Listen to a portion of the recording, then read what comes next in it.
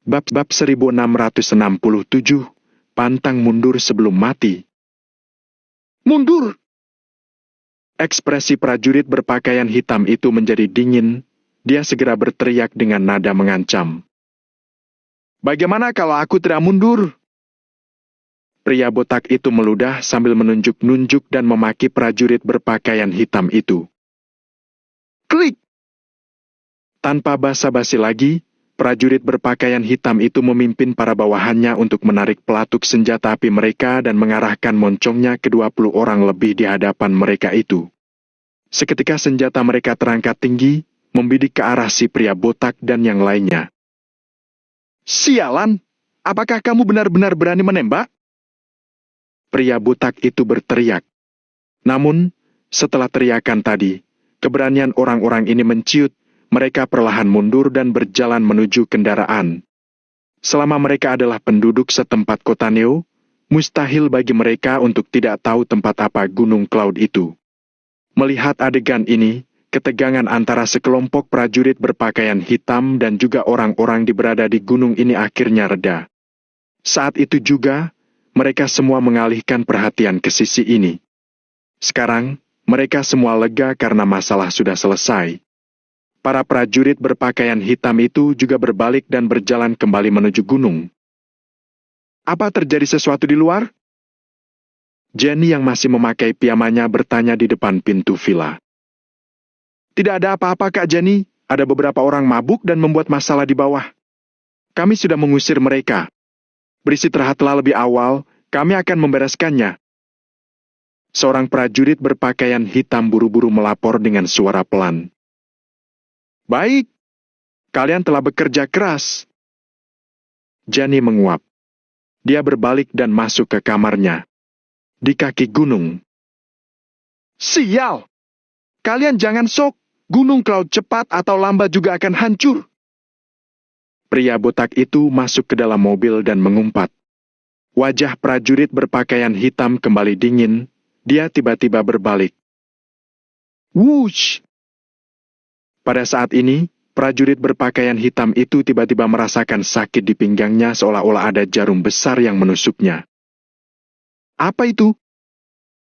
Prajurit berpakaian hitam ingin mengulurkan tangan untuk menyentuhnya, tetapi sebelum bisa menyentuh pinggangnya, dia tiba-tiba jatuh ke tanah. Dia langsung kehilangan kesadarannya. Tim 3. Beberapa prajurit di belakang langsung panik, ingin bergegas maju untuk membantu. Namun, sebelum mereka bisa membantu, para prajurit lainnya tiba-tiba lemas dan jatuh ke tanah tanpa suara. Bruk! Klang! Bruk! Semua orang yang tersisa, beserta senjata api mereka jatuh ke tanah. Ada apa? Kapten Tim 3, apakah kalian mengantuk? Sekelompok pengawal lain di dekat kaki gunung, buru-buru berlari turun ketika mereka melihat kejadian ini. Beberapa van itu sudah menyala kembali dan pergi dengan cepat. Wush, wush, wush. Ada suara samar tak terdeteksi terdengar di udara, seperti suara jarum menusuk udara dengan kecepatan sangat tinggi. Wush. Bruk. Bruk. Dalam waktu kurang dari 1 menit, 10 prajurit berpakaian hitam jatuh lagi ke tanah. Pertahanan! Cepat lakukan pertahanan. Ini darurat. Tim 10-15, lindungi penthouse. Anggota yang tersisa dari masing-masing regu, bubar dalam formasi, masing-masing berjarak 2 meter, jaga komunikasi agar tetap lancar. Isi peluru. Bersiaplah untuk bertempur. Klang! Seorang prajurit berbaju hitam bergegas menyusun formasi pertahanan. Seketika, pengawal di Villa Cloud bagian atas langsung memasuki keadaan persiapan yang intens. Sangat sulit mempertahankan kewaspadaan tinggi di saat seperti ini. Heru, nyalakan lampu sorot di villa. Cepat! Tubuh prajurit berpakaian hitam itu meringkuk di tanah, mengamati gunung dengan hati-hati. Pada saat ini, lampu penthouse mati. Meskipun masih ada lampu di seluruh Gunung Cloud, jarak pandangnya tidak begitu jelas. Di malam gelap ini, Kalau musuh berada dalam kegelapan dan mereka dalam keadaan terang, sangat mudah untuk terjadi kekacauan. Asalkan lampu penthouse dinyalakan, seluruh gunung Cloud bisa bersinar seperti siang hari. Setelah memberi instruksi pada Heru, dia segera mengeluarkan ponselnya dan mulai menelepon. Namun, tidak ada sinyal di ponselnya. Ekspresi prajurit berpakaian hitam menegang, firasatnya mengatakan ada sesuatu yang buruk. Apakah pihak musuh sudah siap? Prajurit berbaju hitam itu tidak punya waktu untuk berpikir terlalu banyak. Dia bergegas mengeluarkan walkie-talkie-nya, mengganti salurannya ke saluran shift siang untuk memanggil pengawal yang bertugas. Walkie-talkie berbeda dari ponsel, memiliki jaringan area lokal sendiri dan tidak memerlukan sinyal seperti ponsel. Namun, yang mengejutkan prajurit berbaju hitam itu adalah, walkie-talkie pun tidak memiliki sinyal sama sekali. Dia tidak bisa menerima atau mengirim suara sama sekali. Saat ini, meminta bantuan sudah tidak terpikirkan lagi. Yang lebih penting, dia belum mengetahui situasinya sama sekali. Dia bahkan tidak tahu siapa musuhnya, berapa banyak orang yang datang, dan apakah mereka memiliki senjata api. Heru, Kapten, Heru jatuh. Tiba-tiba, terdengar seruan di kejauhan. Begitu prajurit itu meneriakkan ini, dia juga jatuh ke tanah. Seolah-olah dia koma dalam sekejap, langsung jatuh dari gunung. Meski sudah banyak pembangunan di Gunung Cloud, masih banyak batu yang berserakan. Jika Heru dibiarkan jatuh dari gunung, dia bisa cacat seumur hidup kalau tidak mati. Ada lebih dari selusin prajurit berpakaian hitam yang tanpa sadar ingin menariknya. Jangan hiraukan dia! Jangan hiraukan dia dahulu! Kapten prajurit berpakaian hitam itu menempelkan tubuhnya rata-rata ke tanah dan berteriak ke sisi lainnya.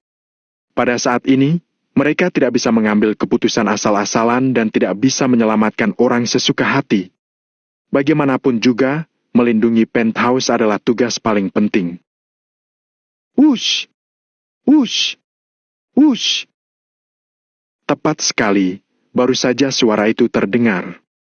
Belasan prajurit berpakaian hitam juga mematung, ambruk ke tanah, lalu jatuh dari gunung. Kapten prajurit berbaju hitam langsung melebarkan matanya. Kejadian yang aneh membuatnya merasa berada dalam kondisi yang sangat berbahaya. Pihak musuh memiliki niat yang tidak baik. Namun sampai sekarang, dia sama sekali belum melihat musuhnya. Oleh karena itu, musuhnya pasti terlatih sangat baik, bisa jadi berasal dari anggota tentara. Untuk menghadapi musuh yang telah menjalani pelatihan ketat ini, prajurit berpakaian hitam mungkin bukan lawan yang sebanding sama sekali. Kembali ke garis pertahanan dan persempit lingkaran pertahanannya. Tetap tiarap di tanah, jangan pernah berdiri dan jaga penthouse. Prajurit berbaju hitam itu mengatupkan giginya dengan erat, perlahan mundur ke belakang menuju penthouse. Rekan-rekanku, kumpulkan tenagamu dan gunakan di saat yang tepat. Kak Valentino telah menjaga kita begitu lama, dia selalu memberi kita makanan juga minuman yang lezat dan memperlakukan kita 10 kali lebih baik daripada yang lain. Hari ini adalah waktu di mana kita dibutuhkan. Ingat, kita bisa mati, tapi Kak Angel dan yang lainnya tidak boleh terluka. Bersumpahlah untuk melindungi keselamatan Kak Angel. Pantang mundur sebelum mati.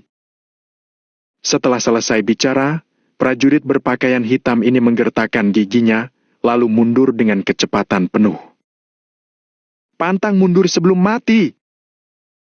Hampir 100 prajurit berpakaian hitam yang tersisa, semuanya merunduk dan merangkak mundur. Saat ini, tidak ada yang berani melepaskan tembakan pertama. Sekali menembak, lokasi mereka akan langsung ketahuan.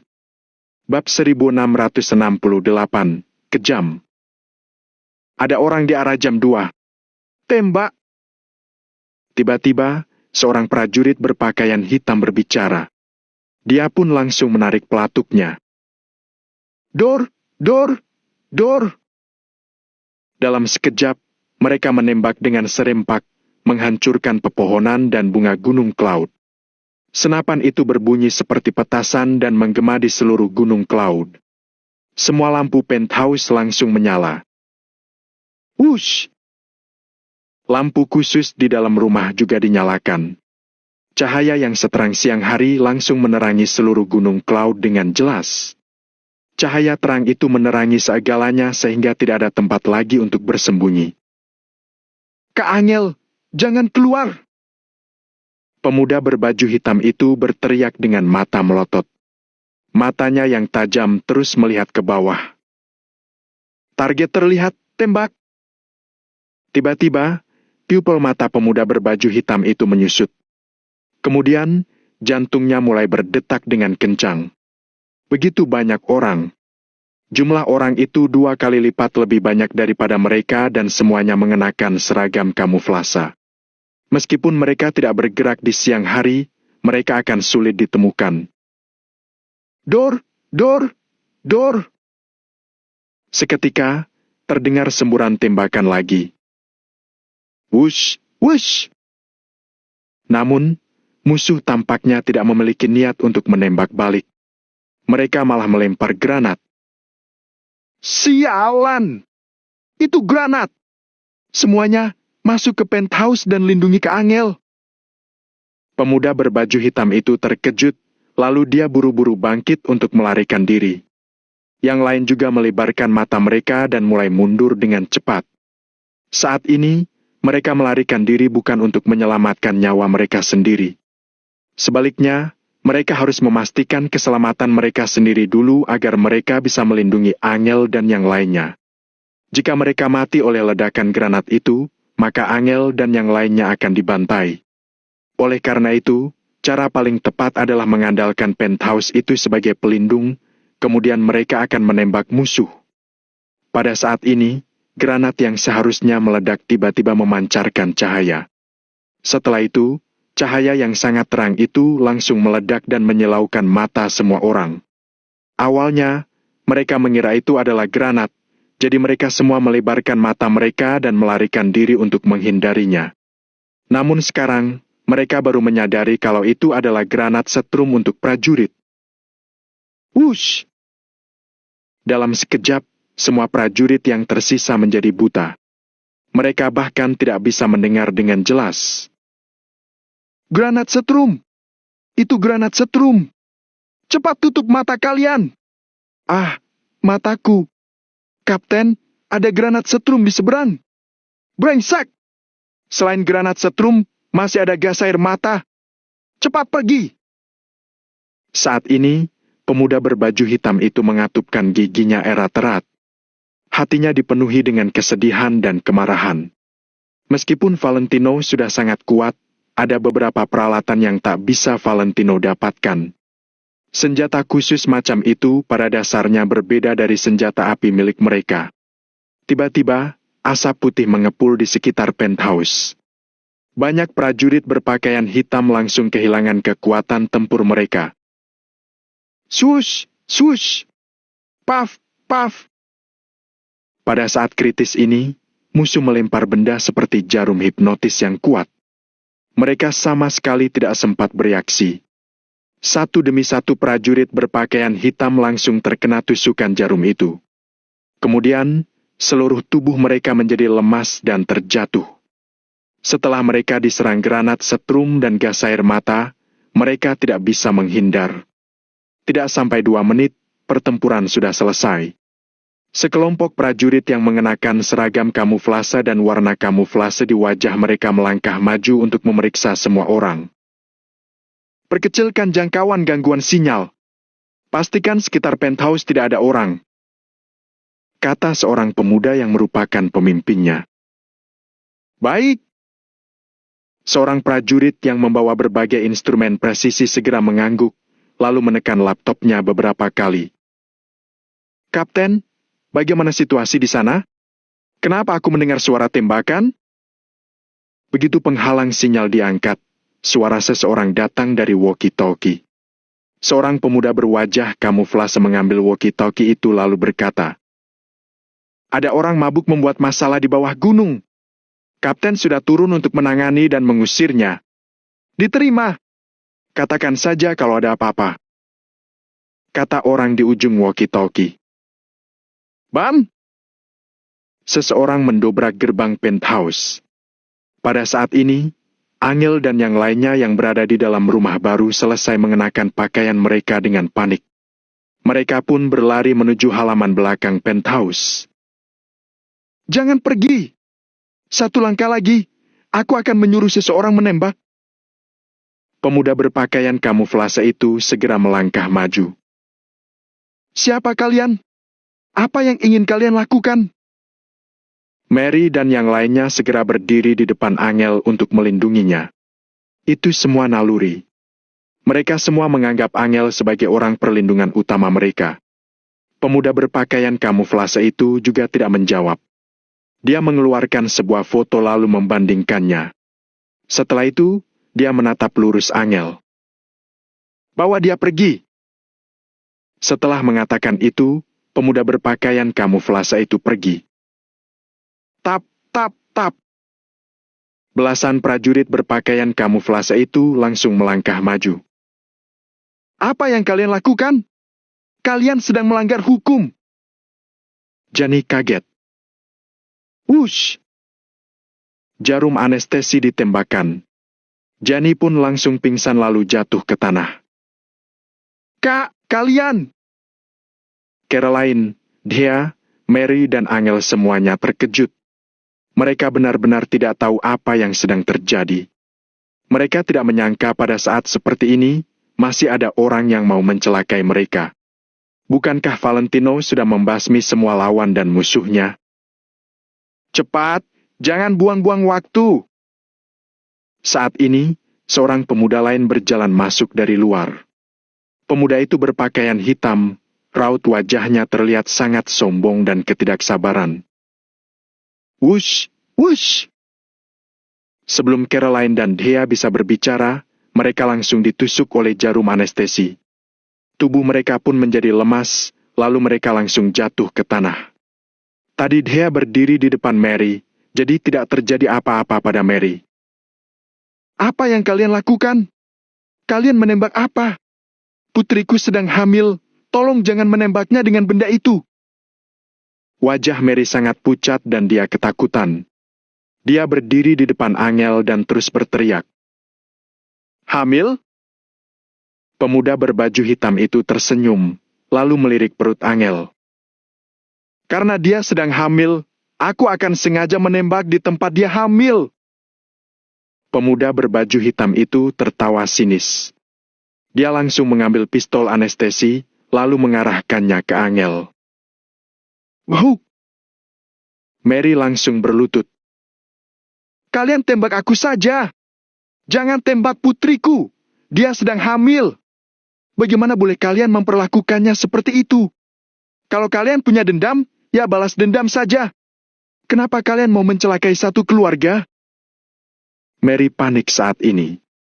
Dia berlutut sambil terus-menerus memohon kepada pemuda berpakaian hitam itu. Dia tidak ingin mereka menyuntik Angel dengan jarum itu. Namun, kilat kejam melintasi pemuda berbaju hitam itu. Bab 1669, dia sudah kembali. "Minggir! Seharusnya kamu senang kami tidak ingin membunuhmu. Kalau tidak, hari ini tidak akan ada orang yang hidup di Gunung Cloud." Pemuda berbaju hitam itu tampak bangga, seolah-olah dia adalah dewa yang bertanggung jawab atas nyawa manusia. Dia perlahan-lahan meletakkan jarinya di pelatuk dan mengarahkannya ke perut Angel. Saat ini, wajah Angel sudah berubah menjadi pucat. Dia sedang hamil, jadi dia kesulitan bergerak. Dia sama sekali tidak tahu harus berbuat apa. Mary tiba-tiba berteriak, "Angel, lari! Lari ke belakang! Jangan biarkan mereka menangkapmu!" Lalu, dia langsung mengertakkan giginya sambil berlari menuju ke pemuda berbaju hitam itu. "Hai MPH!" Pemuda berbaju hitam itu mendengus, kemudian dia langsung menembak pistol bius itu ke arah Mary. Wush! Sebuah jarum kecil mengenai kaki Mary. Duk! Kaki kanan Mary menjadi lemas, lalu dia jatuh ke tanah. Pada saat yang sama, efek obat yang membuat orang mengantuk mulai menyebar. Ag! Mary menggigit ujung lidahnya dan memaksa dirinya untuk bangun. Dia melompat lalu memeluk betis pemuda berbaju hitam itu. Kirk! Mary menggunakan seluruh kekuatannya untuk menggigit betis pemuda berbaju hitam itu. Angel, lari! Lari! Saat ini, yang dipikirkan Mary adalah dia harus melindungi anaknya. Jadi, dia tidak sempat berpikir terlalu banyak dan langsung mengerahkan seluruh kekuatannya untuk menggigit pemuda berbaju hitam itu. Kedua mata Mary menjadi merah, dia seperti orang gila. Ah! Pemuda berbaju hitam itu menjerit kesakitan, lalu dia menembak beberapa jarum bius ke arah Mary. Namun saat ini, Mary seolah-olah sudah ada antibodi terhadap jarum bius. Dia menggigit semakin kuat. Ah! Tarik dia! Cepat tarik dia! Dasar anjing gila! Pemuda berbaju hitam itu membuang pistol biusnya. Dia meraih rambut Mary, kemudian terus-menerus menjambaknya. Serge! Serge! Helai demi helai rambut Mary rontok dijambak pemuda berbaju hitam itu. Namun, Mary tidak peduli. Dia masih menggigit betis pemuda itu dengan sekuat tenaganya. Belasan pemuda berpakaian kamuflase itu pun buru-buru menarik Mary. Angel panik, dia merasa kaget dan kesal. Dia benar-benar ingin membantu, tapi dia tahu bahwa dia tidak bisa membantu apa-apa. Angel menyentuh perutnya, lalu dia langsung berbalik dan berlari ke arah belakang. Dia tahu kalau dia sudah tidak bisa melarikan diri. Namun, demi anak di perutnya, Angel hanya bisa terus berlari. Kalau boleh, dia bersedia menggunakan nyawanya untuk melindungi anak di perutnya. Pada saat ini, Angel tiba-tiba teringat pada ibu kandungnya. Waktu itu, kenapa ibu kandungnya meninggalkannya? Apakah itu juga untuk melindungi Angel? Tangkap dia! Tangkap dia! Kita harus menangkapnya hidup-hidup! Cepat pergi! Pemuda berbaju hitam itu berteriak dan memerintah belasan orang itu untuk menangkap Angel lagi. Oh! Oh! Pemuda berbaju hitam itu menjambak rambut Mary dengan satu tangan, kemudian terus-menerus menghajar tubuh Mary dengan tangannya yang lain. Pemuda berbaju hitam itu meninju tanpa belas kasihan. Namun, Mary dari tadi tidak berteriak. Sebaliknya, dia terus menggigitnya dengan kuat. Ah! Tiba-tiba, Mary menjerit, lalu dia langsung merobek sepotong daging kaki pemuda berbaju hitam itu. Karena kalian ingin mencelakai putriku, kalian pergi mati dulu. Mary berteriak dengan gila, darah menodainya mulutnya. Lalu, dia menerkam ke arah pemuda berbaju hitam itu lagi. Brengsek! Dasar orang gila! Pemuda berbaju hitam itu terus melangkah mundur. Luka di kakinya menggambar garis berdarah yang panjang di tanah. Oh! Saat ini, Mary sepertinya telah tiada tenaga. Tiba-tiba, bola matanya berputar, kemudian dia pun terjatuh. Brengsek! Pemuda berbaju hitam itu mengutuk, lalu dia menendang kepala Mary. Bu! Kepala Mary membentur tanah dengan keras. Hal ini membuatnya semakin pingsan. Derap, derap, derap. Terdengar suara derap lagi. Belasan pemuda berpakaian kamuflase itu berjalan kembali ke ruang tamu penthouse bersama Angel yang mulutnya disumbat handuk. Angel sedang hamil, jadi bagaimanapun juga, sulit untuknya bergerak dan lebih sulit untuknya kabur dari belasan prajurit itu. Brengsek! Karena ibumu sudah menggigitku sampai dagingku sobek, aku juga akan melakukan hal yang sama denganmu. Tanpa basa-basi, pemuda berbaju hitam itu melangkah maju lalu menampar Angel dengan keras. Plak!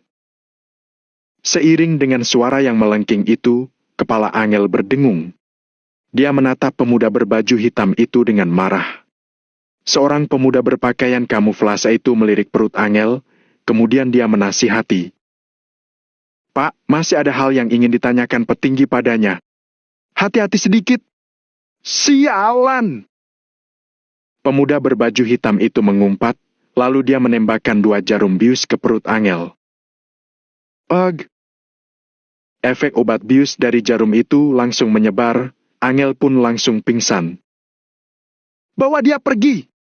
Brengsek! Pemuda berbaju hitam itu berdarah karena luka di kakinya. Setelah dia marah-marah, seseorang memapahnya pergi dari tempat itu. Semua orang datang dan pergi dengan cepat. Dalam seketika, mereka sudah menghilang tanpa jejak. Suasana di Villa Cloud pun langsung menjadi hening. Waktu adalah yang paling adil. Tidak peduli apa yang kamu alami atau apapun yang terjadi di tempat manapun, waktu selalu bergerak. Dari jam 3 pagi sampai jam 5 pagi. Kegelapan yang awalnya menyelimuti bumi perlahan-lahan menghilang. Kegelapan menghilang, cahaya pun muncul. Langit menjelang fajar masih terlihat sangat gelap. Langit kota Neo sudah berbunyi deru mesin yang memekakan telinga. Ketika beberapa bibi yang bangun pagi untuk menyapu lantai mendengar suara itu, mereka mendongakkan kepala mereka. Kemudian, mata mereka terbuka lebar. 9 helikopter melintasi langit kota Neo dan langsung menuju ke arah utara kota Neo. Helikopter itu terbang sangat rendah, bahkan hampir mendekati permukaan tanah. Semua orang dapat mendengar suara baling-baling yang bising dengan jelas. 9 helikopter itu muncul di kota Neo pada saat bersamaan. Angin yang disebabkan oleh helikopter-helikopter itu pasti sangat kuat. Banyak orang tercengang, mereka meninggalkan semua pekerjaan mereka dan mendungak. Bagi beberapa orang yang mengetahui situasi sebenarnya, mereka tahu kalau Valentino sudah kembali. Benar, dia sudah kembali. Valentino kembali untuk menjemput kekasihnya. Bam! Duar! Duar! Tiba-tiba, kembang api besar diledakkan di pusat kota Neo. Kembang api yang sangat cantik itu memelesat 100 meter ke langit, lalu ia langsung meledak di udara. Cahaya warna-warni kembang api itu seperti bunga mekar. Dalam sekejap, kembang api itu menyilaukan mata semua orang. Setelah kembang api pertama meledak, suara ledakan yang seperti guntur di hari yang cerah itu bergema di seluruh langit kota Neo. Selain itu, ini baru permulaan. Setelah ledakan kembang api pertama, kembang api yang lainnya diluncurkan dari segala arah kota Neo secara serempak. Bab 1670, semuanya melaju. Semua kembang api diluncurkan dari segala arah secara serempak, seolah-olah itu semua sudah dari tadi disiapkan. Kembang apinya sangat indah dan warna-warni. Satu demi satu kembang api meledak dan menyala. Untuk beberapa saat, kembang api meledak tanpa henti. Dalam waktu kurang dari 1 menit, seluruh kota Neo sudah diselimuti oleh banyak kembang api. Langit yang masih agak gelap langsung menjadi terang karena banyaknya kembang api saat ini. Langit menjadi terlihat sangat indah. Tampaknya Arvin dan yang lainnya telah bergadang semalaman untuk menunggu kedatangan Valentino. Mereka telah lama bersabar hanya untuk memberikan kejutan yang sudah mereka siapkan. Pada saat ini, mereka tidak lagi menyembunyikan. Semakin banyak orang kota Neo mulai berpakaian dan keluar dari kamar mereka. Ada yang berdiri di balkon atau atap untuk menyaksikan pemandangan ramai di luar. Adegan itu mirip dengan tahun baru. Bahkan tahun baru tidak seheboh itu. Hal itu karena kembang api sudah lama dilarang dimainkan di kota Neo. Semakin banyak orang mulai keluar, kemudian berkumpul di jalanan untuk menyambut pesta kembang api bersama. Selamat datang kembali, Tuan Valentino! Selamat datang kembali, Tuan Valentino! Dalam sekejap, orang-orang dari segala arah kota Neo mulai berteriak. Suara semua orang terdengar, yang akhirnya menyatu ke satu tempat, yaitu langit. Suaranya sangat memekakan telinga. Valentino duduk di helikopter terdepan. Dia ada melihat adegan ramai di bawah. Dia pun merasa sangat bersemangat. Arvin dan yang lainnya telah melakukan pekerjaan mereka dengan baik. Valentino menarik napas dalam-dalam, lalu dia memerintahkan semua orang untuk lanjut mengendarai helikopter di kota Neo. Setelah itu, Valentino mengeluarkan ponselnya untuk menelepon Angel. Meskipun seharusnya Valentino tidak mengganggu Angel sepagi ini, bagaimanapun juga, Hari ini adalah hari yang spesial. Nanti mungkin perlu penata rias untuk mendandan wajah Angel. Angel adalah istriku. Aku mau dia terlihat cantik dan menikahinya di wilayah laut keluarga Wijaya. Aku mau semua orang tahu betapa cantiknya istriku.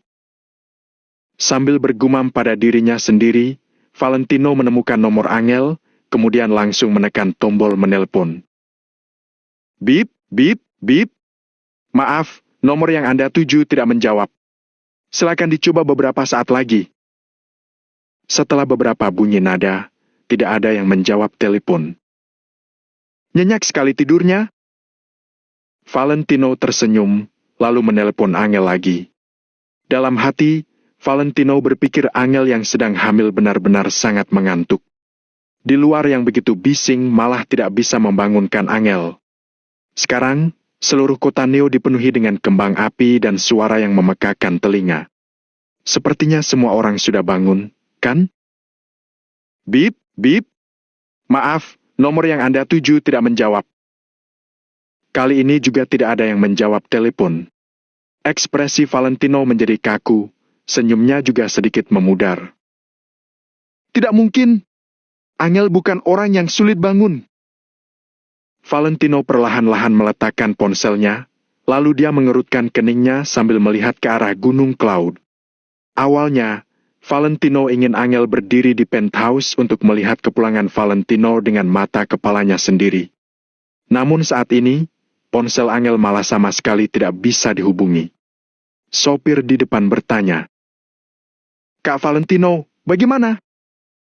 Valentino diam selama beberapa detik, kemudian berkata, "Kita langsung pergi ke Gunung Cloud."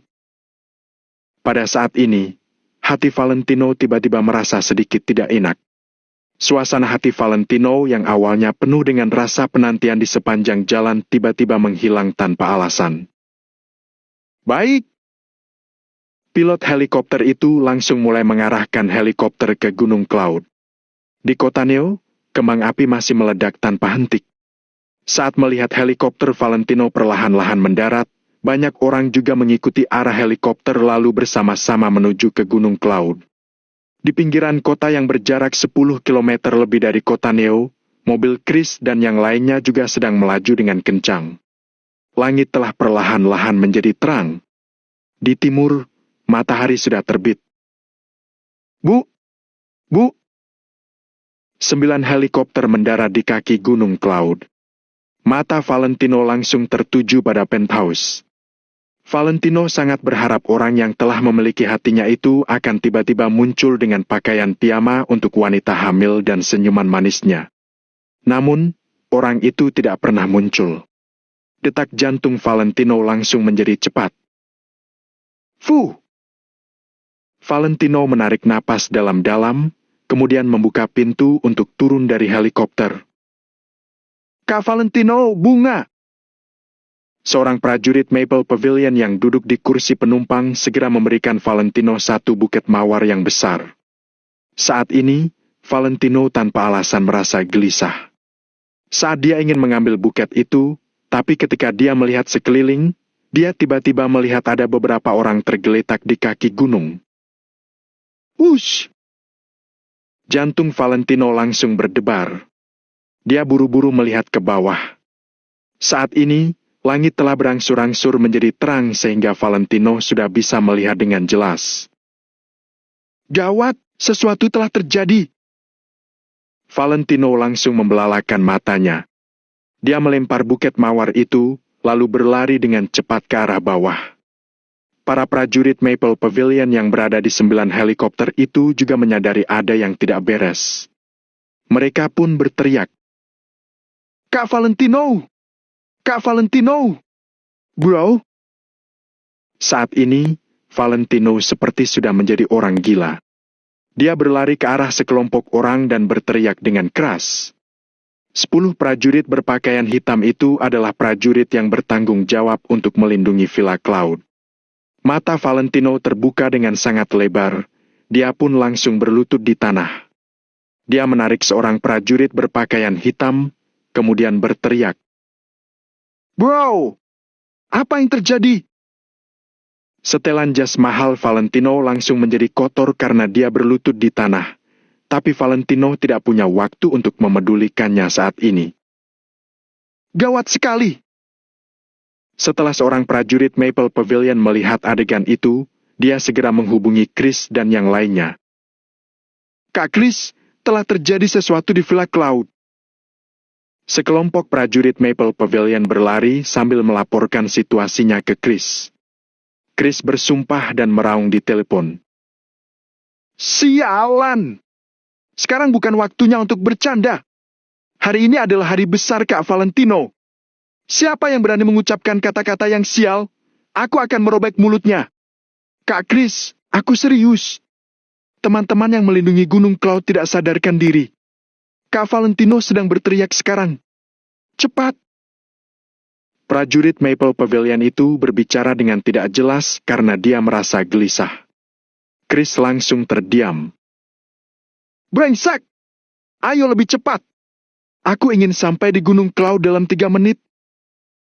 Chris diam selama beberapa detik, lalu dia menarik napas dalam-dalam. Dia mengeluarkan walkie-talkie-nya, kemudian mulai memberi perintah. Bram! Ribuan mobil mewah langsung menginjak pedal gas sampai habis. Mobil-mobil itu melaju seperti ribuan kuda yang berlari kencang. Amarah semua orang memuncak, suara deru mesin yang bising terdengar sampai kemana-mana.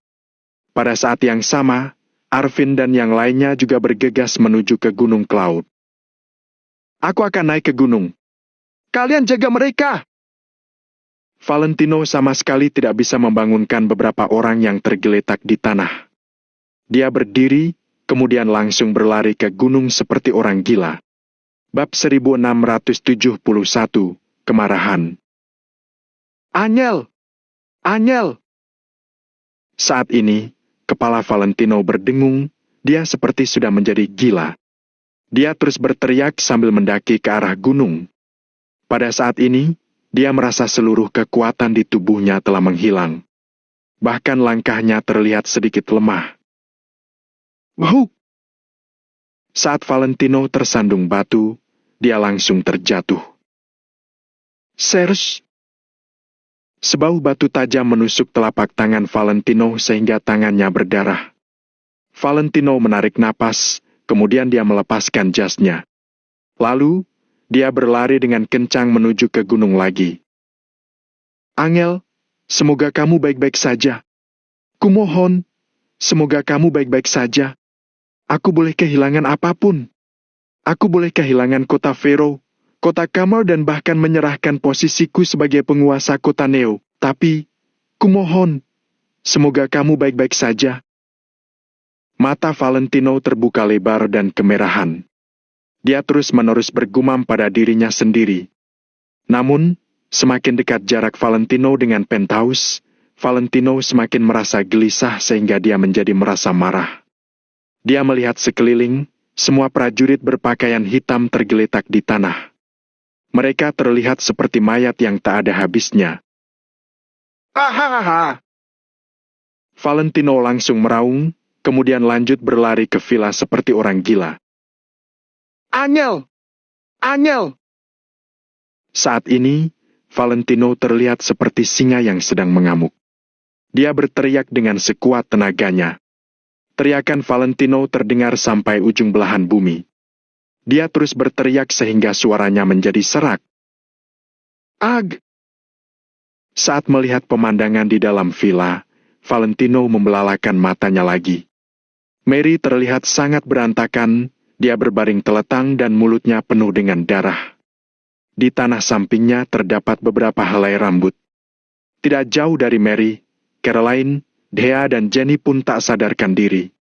Satu-satunya orang yang tidak ada adalah Angel. Valentino berlari ke kamar tidur dan menggeledah seluruh villa. Namun, Angel sama sekali tidak dapat ditemukan. Jenny, Caroline, Bi Mary, Bi Dea, bangun, bangun! Valentino langsung berlutut di dalam villa. Kemudian dia berteriak dengan keras pada beberapa orang itu. Saat ini, dia merasa bingung, tidak berdaya dan sangat marah.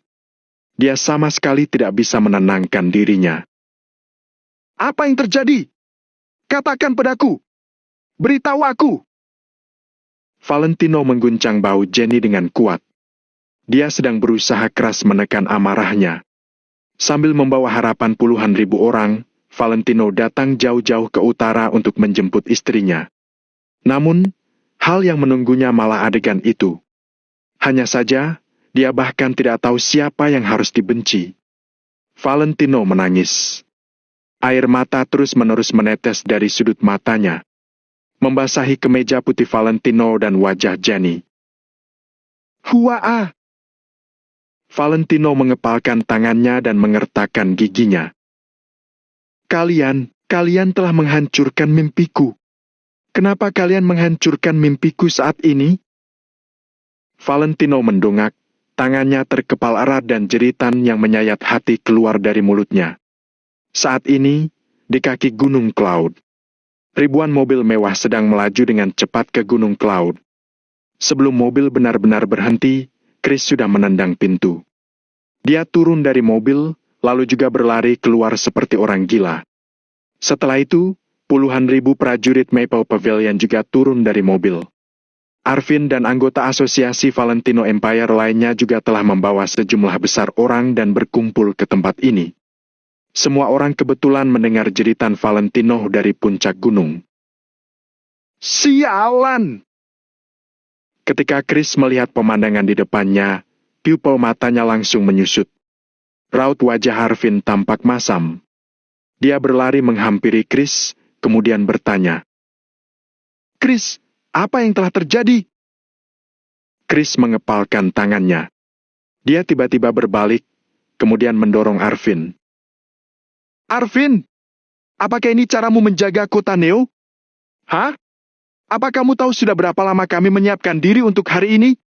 Apa kamu tahu betapa istimewa hari ini bagi Kak Valentino? Hah? Tapi, kamu bahkan tidak bisa melindungi seseorang dengan baik. Kamu tidak berguna. Apa kamu tahu itu? Saat ini, Chris juga sudah menjadi gila. Dia membentak ayahnya dengan kasar. Arvin dan yang lainnya membelalakan mata mereka dan menelan ludah. Mereka tercengang sehingga tidak bisa berkata-kata. Chris, tenanglah, dia ayahmu. Teriak Mario. Ayah apaan? Apa kalian tahu Kak Valentino sudah lama menunggu hari ini? Saat Chris berbicara, air matanya pun mengalir. Kemudian, dia juga berlari ke Gunung Cloud.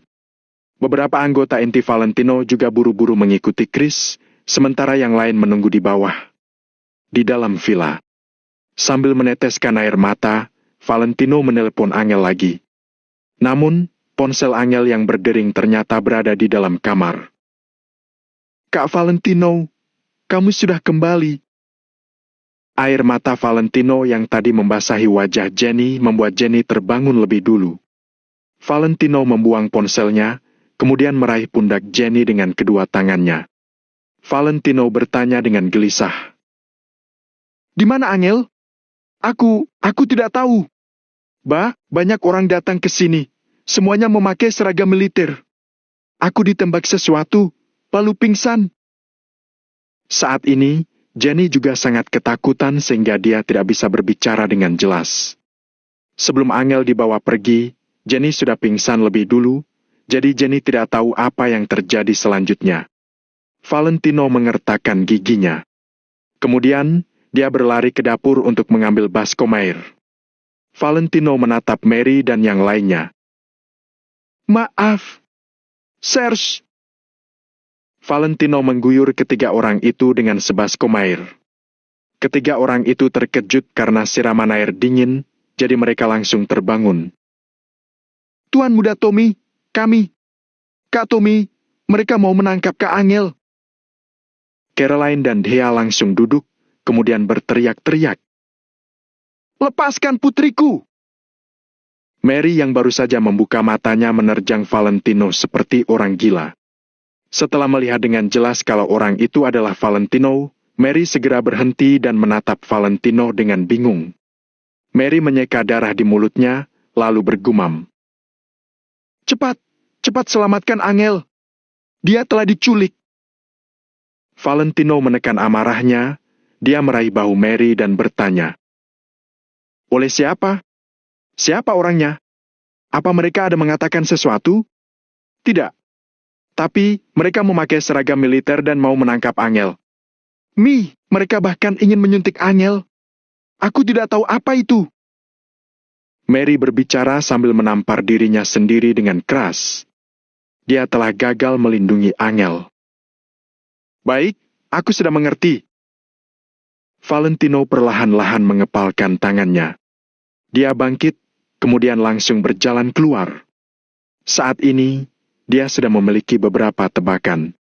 Gianni menatap dengan mata terbelalak, kemudian dia buru-buru berteriak, "Kak Valentino, apa yang mau kamu lakukan? Kak Angel akan baik-baik saja. Kamu jangan." Pada saat ini, Valentino tampak sangat aneh. Dia seperti orang yang berbeda. Mata Valentino terlihat sangat merah. Seluruh tubuhnya memancarkan aura membunuh yang menakutkan. Dia seperti dewa iblis yang berjalan keluar dari neraka. Bab 1672, aku ingin pergi ke kota makmur. Aku baik-baik saja. Kali ini, aku akan membunuh semua keluarganya entah siapa pelakunya. Valentino berjalan keluar tanpa melihat ke belakang. Suaranya terdengar sangat serak. Chris dan lainnya, serta anggota dari berbagai cabang asosiasi Valentino Empire di kota Neo sudah menunggu di luar halaman. Saat melihat Valentino berjalan keluar dengan mata semerah darah, mereka semua sangat kaget. "Kak Valentino!" Chris mengusap matanya, lalu memanggil Valentino. Ratusan orang menatap Valentino dengan mata terbelalak. "Angel diculik!" Nada bicara Valentino terdengar sangat tenang. Namun, orang-orang yang akrab dengannya tahu kalau ketenangan Valentino ini menyimpan aura membunuh dan kemarahan yang mengerikan. Chris dan yang lainnya langsung menarik napas dalam. Akhirnya, kemungkinan terburuk pun dipastikan. Bu! Arvin dan yang lainnya yang tinggal di kota Neo seketika berlutut. "Tuan Valentino." Semua orang tampak malu, suara mereka bergetar. Selagi Valentino dan yang lainnya bertarung di kota Kama, orang-orang ini tetap tinggal untuk menjaga kota Neo. Sekarang malah terjadi hal seperti ini. Meskipun orang-orang ini mencari alasan dan meminta maaf sebanyak apapun, mereka tidak akan bisa lari dari tanggung jawab mereka. Apalagi sekarang tidak ada yang berani meninggalkan tanggung jawab mereka. Saat ini, Valentino terlihat tenang. Namun, dia sebenarnya sedang menahan aura membunuh mengerikan yang membuat orang sangat ketakutan. Saat ini, dia hanya memerlukan satu kalimat saja untuk mengatakan siapa yang mati. Orang-orang ini memahami sepenting apa Angel di hati Valentino. Oleh karena itu, Valentino sekarang mungkin sudah gila. Kalau Valentino menggila, apa yang tidak berani dilakukan olehnya? Apa yang tidak mampu dilakukan oleh Valentino? Tutup semua jalan keluar dan jalan masuk di kota Neo. Orang-orang boleh masuk, tapi tidak boleh ada yang keluar. Saat dia mengatakan kalimat pertama, tatapan Valentino perlahan-lahan menyapu kerumunan. "Baik." Seseorang segera menjawab, lalu pergi dan mulai menelepon. "Ambil semua rekaman CCTV dalam radius 20 km dari Gunung Cloud." Valentino menyebutkan perintah keduanya. "Tidak masalah." Seseorang kembali menjawab, dia menjalankan perintah Valentino. "Cari Angel di seluruh penjuru kota." Valentino menyerukan perintah ketiganya.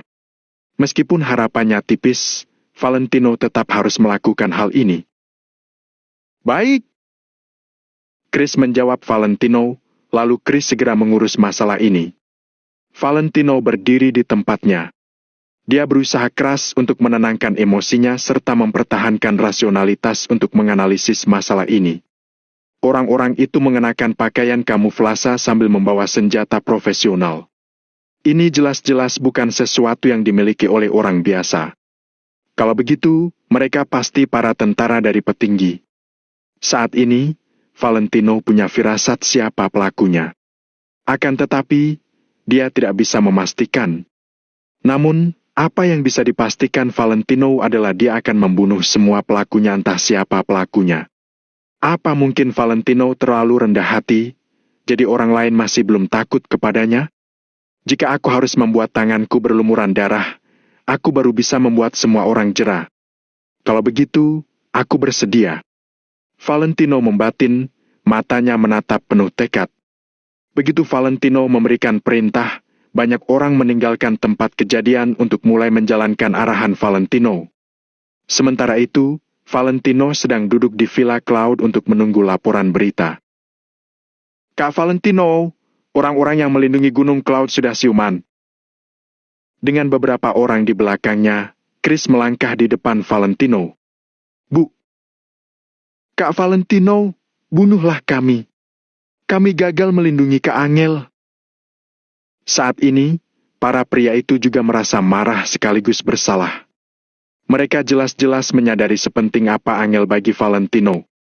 Dengan Valentino bisa membiarkan mereka melindungi Angel, itu sudah cukup untuk membuktikan kalau Valentino sangat mempercayai mereka.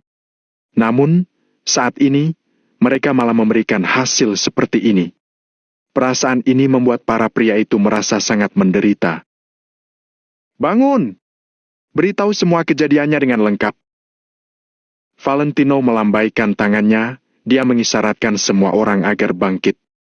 Pelakunya ternyata sangat kuat. Selain itu, mereka juga tentara terlatih. Orang-orang ini pasti tidak akan bisa melawan para tentara itu. Baik itu perbedaan dalam senjata maupun semangat tempur, orang-orang ini tidak mampu melawan para tentara itu. Para pelakunya pasti orang militer.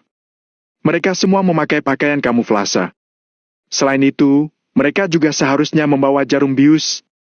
Tidak ada seorang pun dari kami yang terluka, tetapi kami pingsan saat itu. Tidak hanya itu, mereka juga punya granat kejut dan gas air mata. Barang-barang ini hanya tersedia pada pasukan militer. Pemuda berbaju hitam itu sama sekali tidak berani menyembunyikan apapun. Dia berusaha semaksimal mungkin mengingat kejadian waktu itu. Apa ada hal lain lagi? Apapun bisa menjadi petunjuk, kata Chris. Pemuda berbaju hitam itu berpikir sejenak. Kemudian, dia tiba-tiba membelalakan matanya sambil berseru. Ada!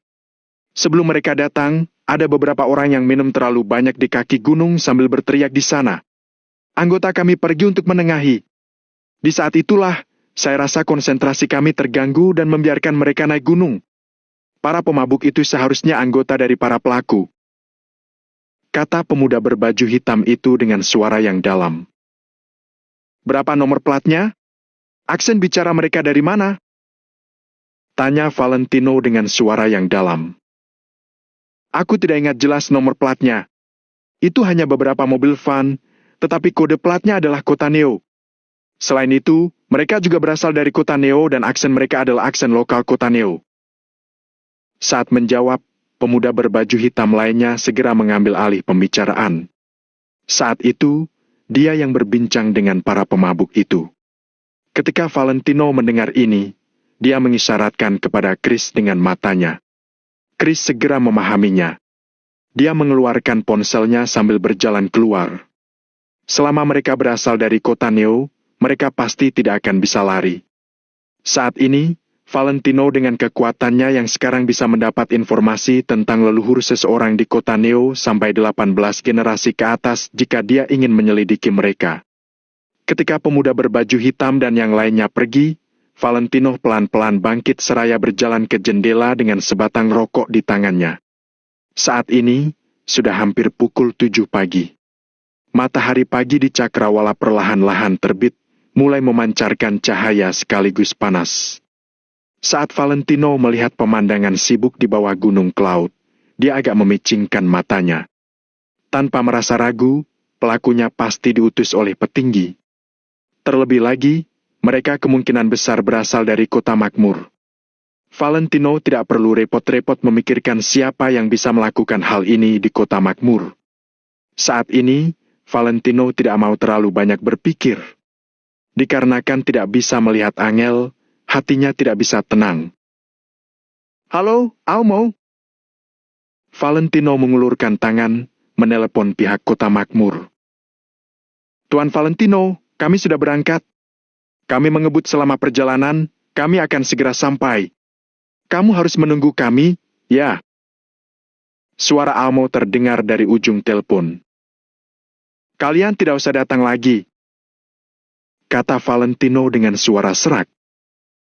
Hah? Ketika mendengar perkataan Valentino, Almo seketika tercengang. Dia menjadi agak bingung. Apa ada pergerakan yang aneh di kota makmur? Valentino mengisap rokoknya sambil menenangkan suasana hatinya.